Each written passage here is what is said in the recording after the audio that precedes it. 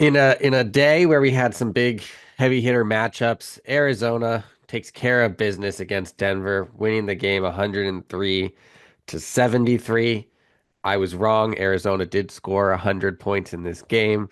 I'm Connor. He's Tanner. Tanner, I know we both watched this game, maybe begrudgingly, based on the other games that were on yesterday. But I'm gonna throw one thing out to you, and you can just run with it. Burries showed up. Yeah. Yeah. He, I mean, all right. So he was great. It's encouraging that he had a good game, right? And it's like it's great because he's kind of your secondary ball handler, and he was really solid on the dribble in this game. He was really good as a ball screen manipulator, and he shot 3 from 6 for deep and added 4 assists and 7 rebounds. I'm still a tad worried that his two best games so far were against Denver and Utah Tech, and he put up duds against Florida, UCLA, and UConn. I would love to see him play well at a game against high major competition, but like very encouraging performance, I would say. Would you agree? It was encouraging, and I think this was a game in which Tommy Lloyd did what you should do against a Denver, which is they got Braden Burries going.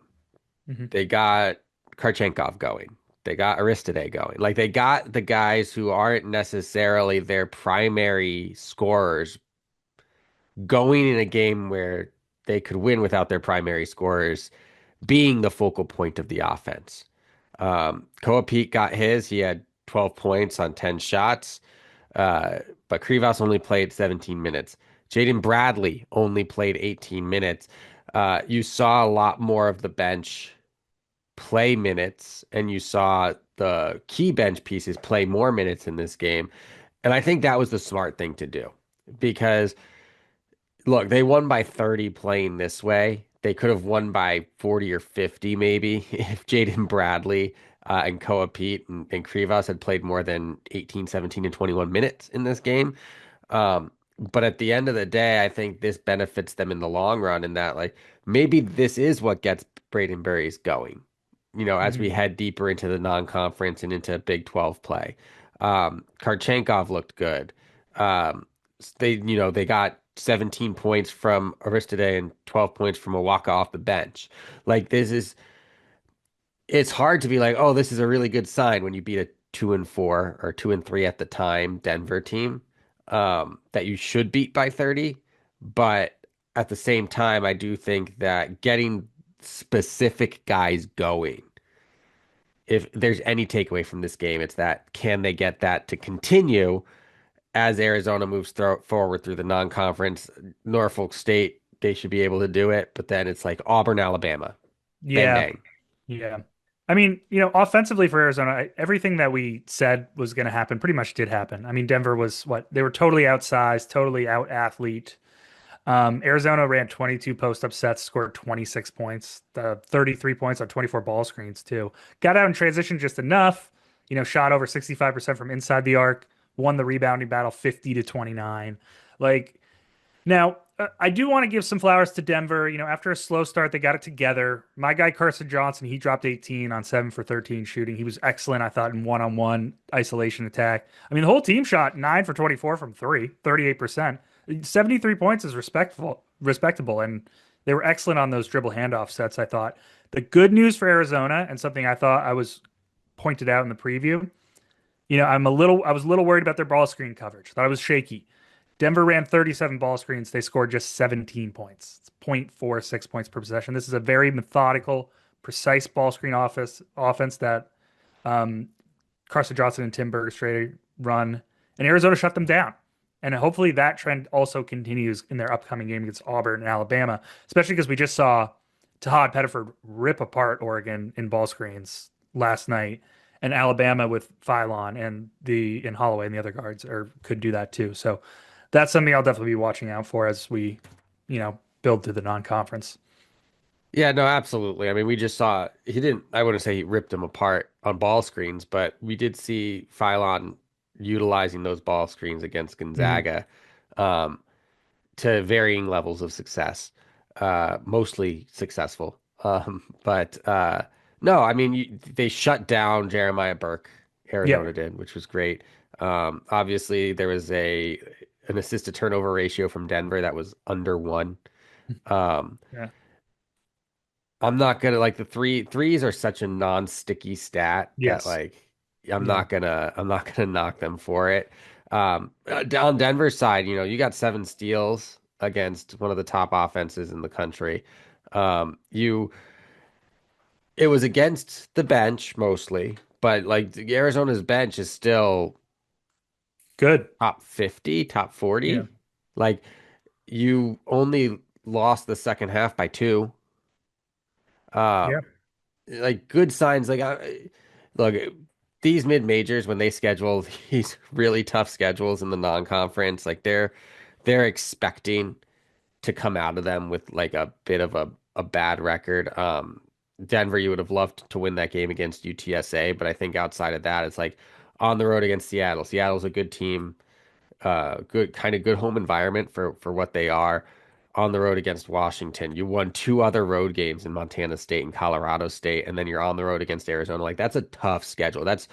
They've played 5 road games of their first 6 games, and they've come And the out two win and over four. Colorado State was a great win. That's a huge win. Yeah. Colorado State's a top 80 Ken Palm team.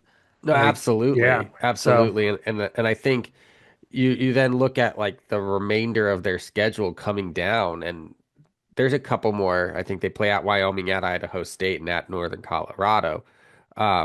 But outside of that, like it's winnable. Like they could go into conference play at a 500, maybe even over a 500 record. that game Um, against Alaska Anchorage will be must see TV. what about Colorado Christian, Yeah, yeah, right? It's yeah. it's it's one of those things where they front loaded their non-conference.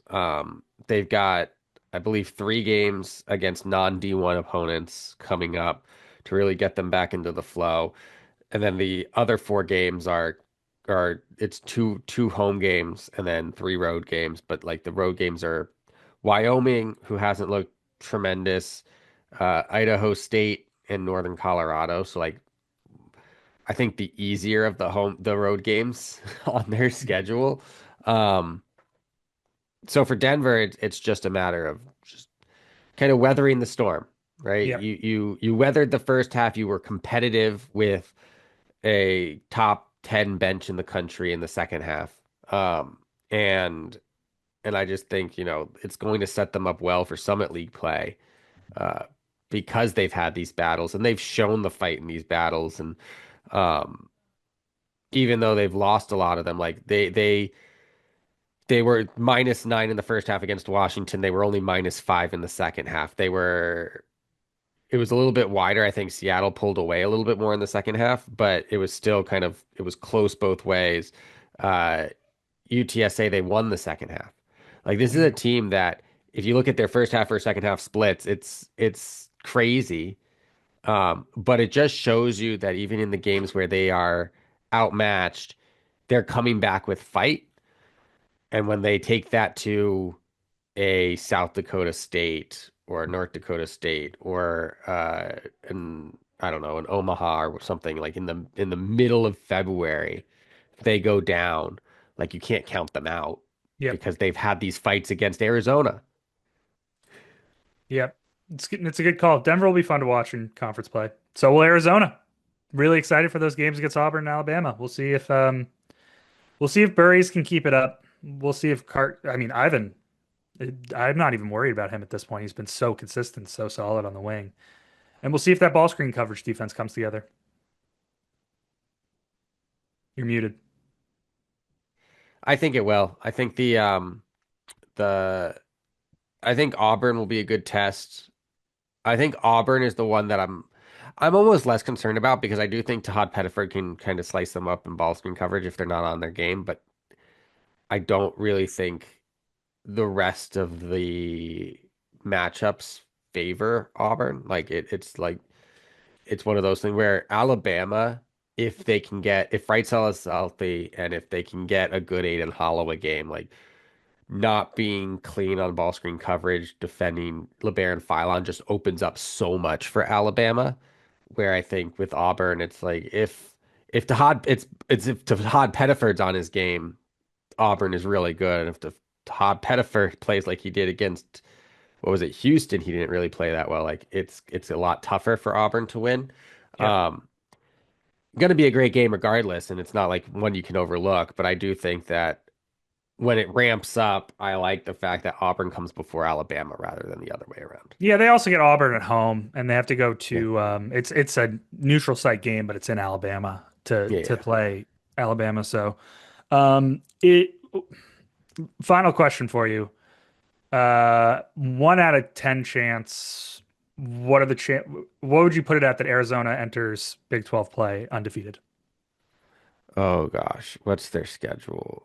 Well, they have Auburn, Alabama, and the only other difficult game would be San Diego State They're on gonna a San Diego neutral State's not a semi-home. difficult game. San Diego State's not good this year.